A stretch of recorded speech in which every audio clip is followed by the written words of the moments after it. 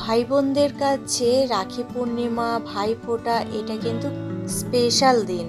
আর এখন আমি হেঁটে হেঁটে ভেতরের রাস্তা দিয়েই যাচ্ছি। এই রাস্তাটা তো এখন তোমাদের চেনাই। ও বাড়িতে যখনই যাই এইরকম ভেতরের রাস্তা দিয়েই যাই, মেন রোড দিয়ে আর যাওয়া হয় না। মেন রোড দিয়ে গেলে না অনেকটা ঘুরে যেতে হয়, আর এই কারণে ভেতরের রাস্তা দিয়ে সবসময় যাতায়াত করি।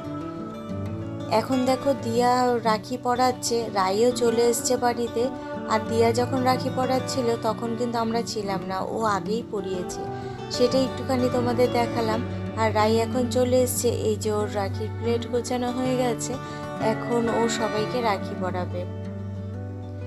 এটা হলো আমার পিসি শাশুড়ির আর কি, ছোট পিসি শাশুড়ির মেয়ের ঘরের ছেলে, আর কি আমার ননদের ছেলে। আমাদেরও দাদা আছে, কিন্তু আমরা কখনো রাখি বা ভাইফোঁটা এগুলো কিন্তু দিইনি। ছোটবেলা থেকে সেই চলটা ছিল না। আর ভাইফোঁটা নাকি আমাদের ও বাড়িতে আর কি বাপের বাড়িতে নেই, তার জন্য আর কোনোদিনও পড়ানো হয়নি।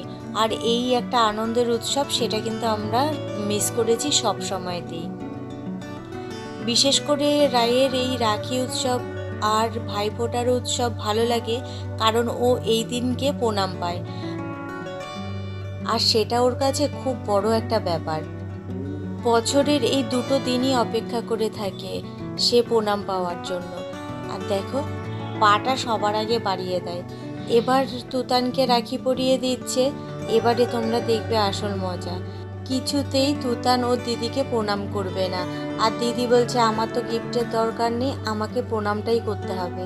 কারণ এই দুটো দিনের জন্যই তো অপেক্ষা করে থাকে সে, বড় দিদি, তার এই দিনটা প্রণাম পাওয়ার দিন, আর এটা তো সে কোনোভাবেই ছাড়বে না। নমস্কার দে, তুই নমস্কার দে আগে। না নমস্কার না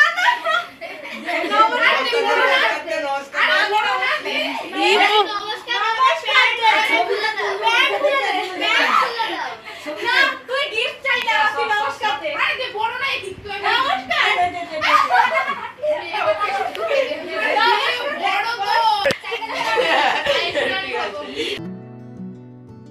রাখির সুতো শুধু হাতে বাঁধা হয় না, বাঁধা হয় মনের টানে, ভালোবাসার বন্ধনে। আজকের এই মুহূর্তটা হাসি মুখে ছবি তোলা মানে স্মৃতিতে ভালোবাসার রং ভরে রাখা।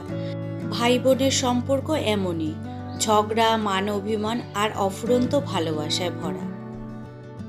দিদির গিফট বোন খুলবে, এটা হলো বোনের আবদার। তাই দেখো বোন খুলে দিল, দিদি তো দেখে খুব খুশি গিফটগুলো।